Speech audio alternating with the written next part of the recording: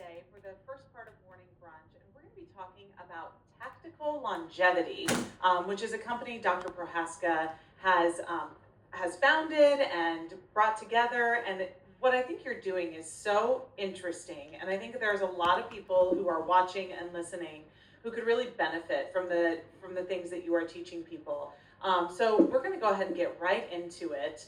Oh, look at that. Okay, these are new lower thirds that we have. Love them. So yes, it's very fancy. So if I mess anything up, it's because it's new. I have an excuse.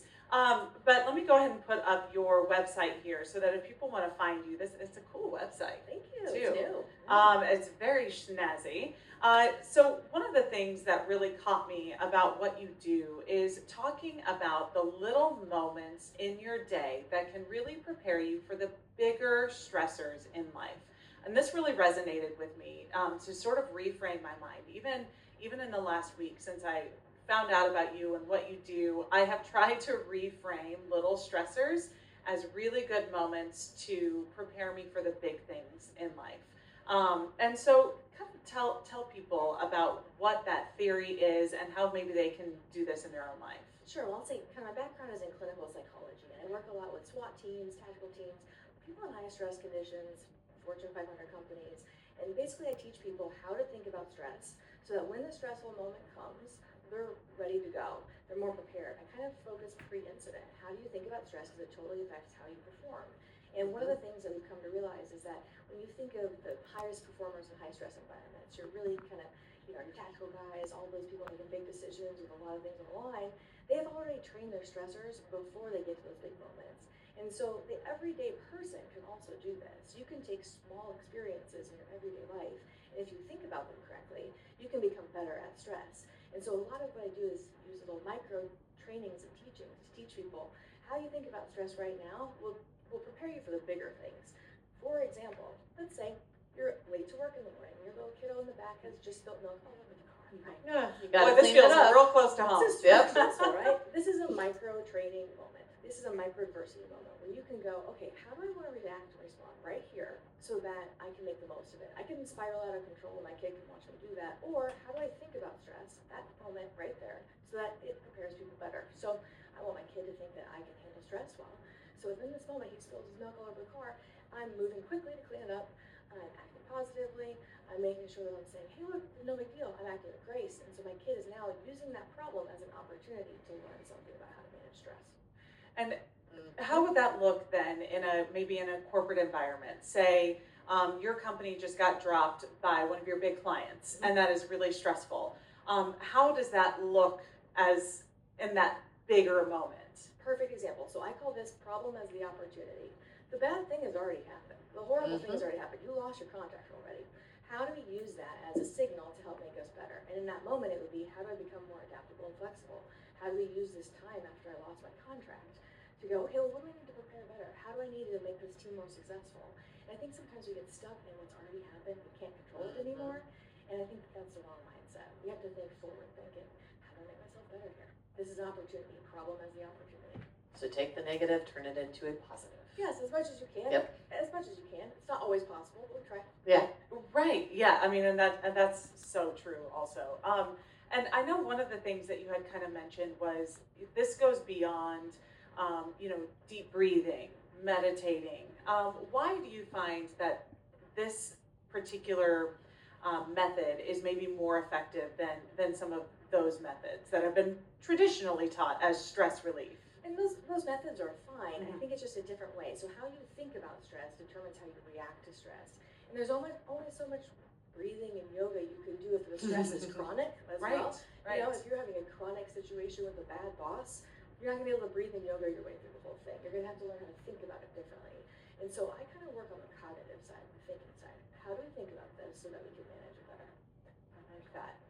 It's because that's super helpful. I agree. That I have methods of calming myself down, reducing my anxiety that work for me. But you're right, because there are some things in life that you just, I can't be a professional walker. That's not, I have to figure out how to go to work, be responsible, and deal with the day-to-day things and the big stuff. You're absolutely You can't right. just up and leave your kids and walk Right. away from a situation. Right. You have to face it forward-facing and manage. And so what did you see in the world that made you decide tactical longevity was something that was necessary and it was missing in the conversation? So honestly, the origin story of all of this was sitting with people who had gone through horrible and critical incidents, officer-involved shootings, I was a lot of law enforcement in particular, and seeing them go through horrible things, and then also noticing there's some people that can recover kind of pretty quickly, and some people who can't. They take more time. And I started looking at, well, the people who do well after they've been through really horrible things, what kind of skills or traits do they have? And they tend to have a set of core kind of beliefs about the world and about themselves that actually really help. And so I thought to myself, well, can we teach that? And the answer is absolutely we can teach that. In fact, in society, we've been teaching it to our children for a long, long time. We just need to be more practical about it and a little bit more, I think, intentional now about it because the world is stressful. It is. It's a very stressful world. We are intimately familiar with all of those stressful things that are happening in the world right now. And tell us a little bit about your background. What did you study? How did you get into this? And what sort of made you sort of specialize in the stress part? Yeah, so I'm a clinical psychologist. I'm from Kansas City. I went to the University of Kansas Medical School for the remainder of my residency and training. It was great. I actually studied and worked on a lot of bad situations that happened medically to people. And that experience really taught me a lot about, hey, there's ways of thinking about horrible things that happen to you that make you actually recover faster. So working with people with brain injury, spinal cord injury, those tough experiences, people who recover better have ways of thinking about their injury and ways of operating and support systems necessary to get through those. And so that transition, eventually I left working at an academic medical center and left and started working in private practice, mostly in a forensic setting, law enforcement, public safety, fire, oil and gas, things like that, where things happen that we can't really stop.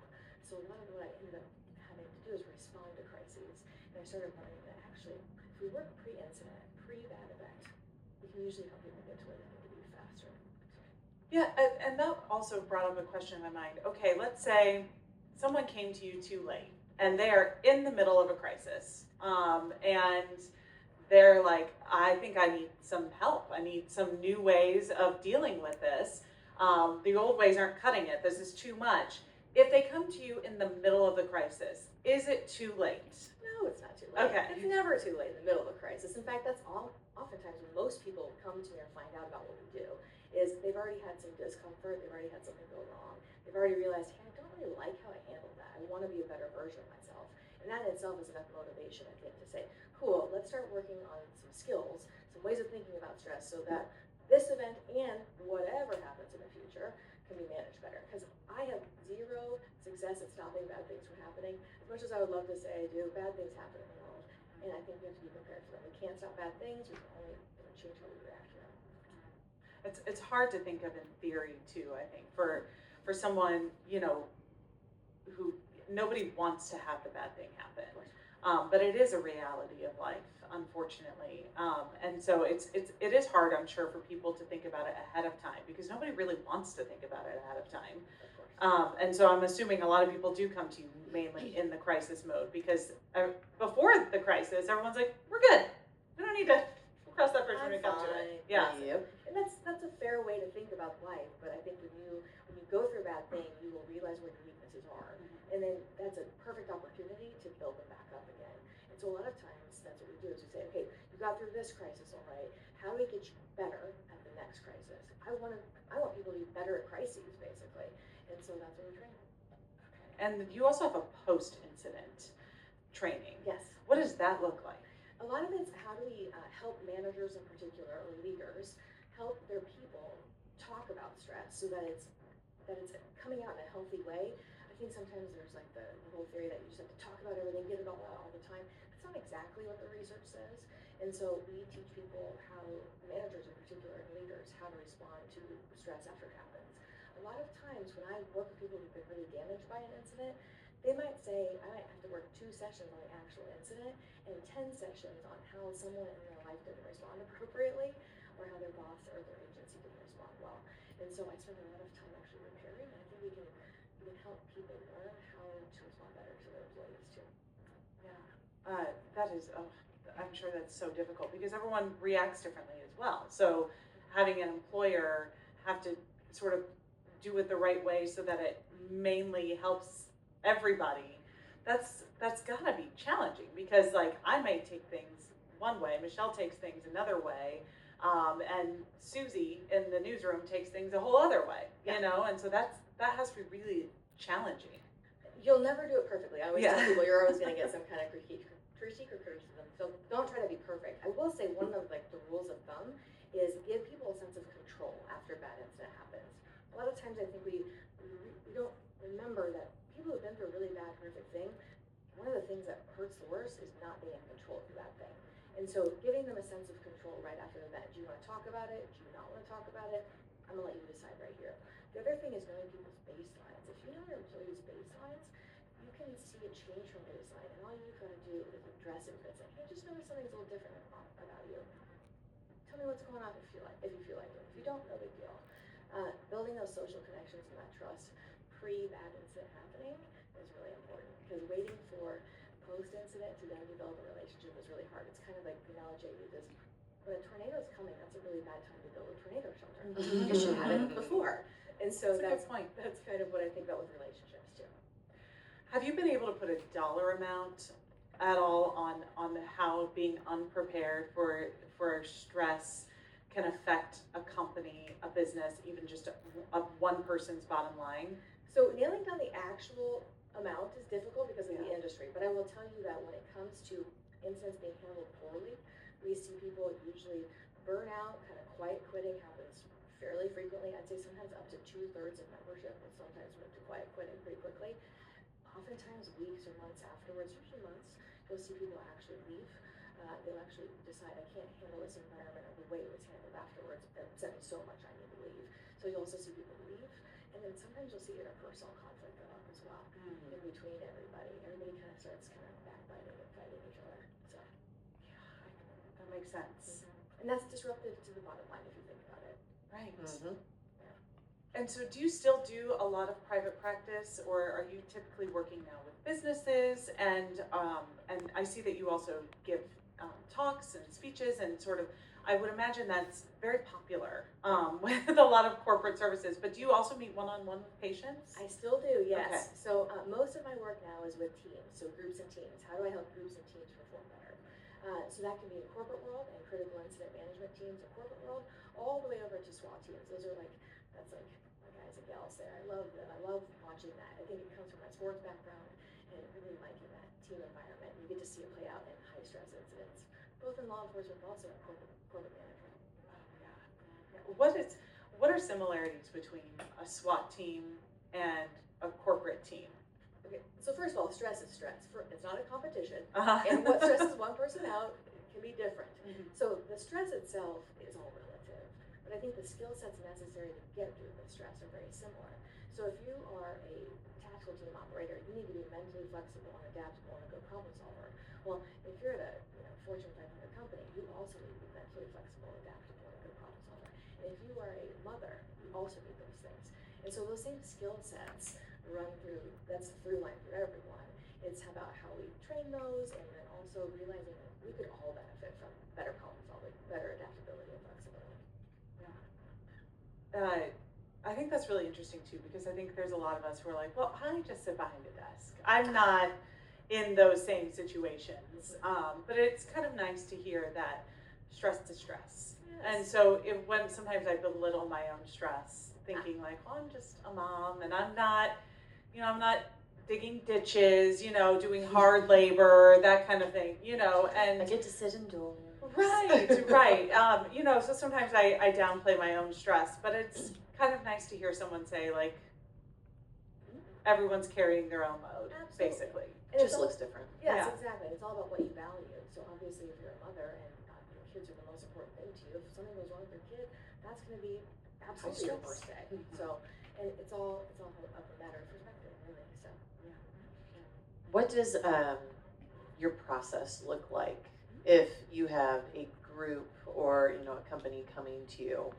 Just kind of from like start to finish, what does that look like overall? it kind of depends on the needs, but I'll say like when I work more with corporate, what'll happen is they'll give me a call and they'll say, hey, we've got this thing, we've noticed that under stress we have an underperforming team or unit. Can you kind of come in and maybe assess a little bit about where our deficits are, and then follow that up with providing some actual one-on-one training or classroom training in what we call the 6 elements of anti-fragility. And these are like the 6 things that keep people coping well through stress. And so we train them on those 6 elements, and then we send them off free into the world, and then we check back up with them later. Okay. So, and some teams of the 6 elements, some teams are really strong on 3 and weak on 3, and so we'll focus on those 3. And so we do a lot of like tailoring the assessment to exactly what the problem is, understanding that the root causes or the root deficits are usually in those 6 categories. Okay. And I see here that you have a few other team members that you work with. Tell me about Phil DiMartino. You guys might know Sergeant DiMartino. Yes. Yes. He's with Kansas City Police Department. He's actually a public information officer with them now, soon to be Captain Phil DiMartino. Works in law enforcement. So I like to teach. When I come into an agency, I like to teach with someone who also knows exactly what that job entails. So when I teach in law enforcement, I bring Phil, right? He brings the stories, I bring the science. He's more entertaining than me, to be honest with you, and so it's a good time. And so he's pretty awesome at that. Yeah. And then you have an executive director. Yeah. Business side. Okay. Business side, yeah. Okay. Courtney, she's great. Yeah. She's Awesome. great, yes. Awesome. Well, this sounds so fascinating to me. Are there other places, people in the country who do this sort of thing? Because this is something that I had never heard of, and I instantly thought, boy, this feels very necessary. And so I didn't know. Are you guys sort of unique in what you're trying out here? I think we are. Okay. I will say like some of these things do happen or take place in like special operations units in the military, right? Mm-hmm. They do a lot of pre-incident mental preparation. But really, I'm taking sports psychology and optimization and turning it into teaching that to everyday people. And so, as far as I know, no one else is working pre-incident like this. But hopefully, it'll take off. Yeah, you hear it even just you hear about these trust fund managers, these people working in big tech.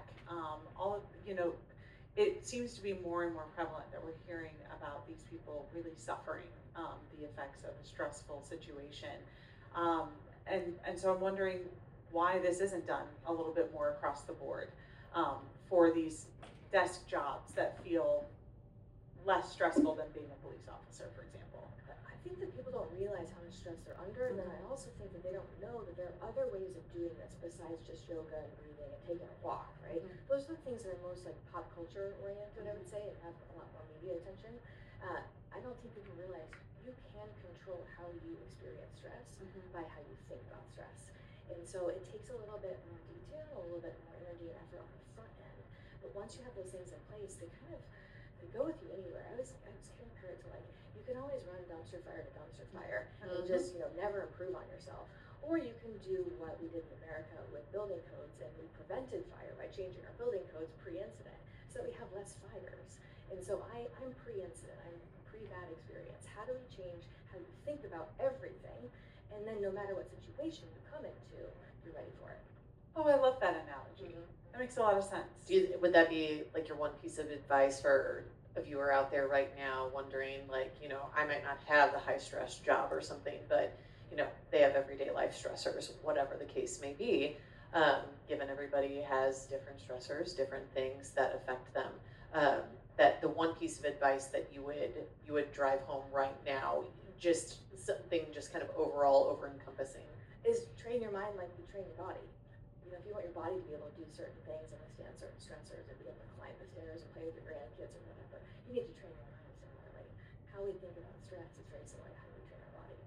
Oh, great advice. That's a good way to think of that. Dr. Jennifer Prohaska, I so appreciate you coming in this morning and talking to us. If you are interested in getting in touch with Dr. Prohaska, tacticallongevity.com is the name of her or that's where you can find her website, and you can reach out to Dr. Jen there if you want to find out more, or you can just head to the website in general and find out a little bit more about what they do. We appreciate you being here so much. Thank you guys so much. Thank you. Have a great rest of your day, and we're going to take a quick commercial break.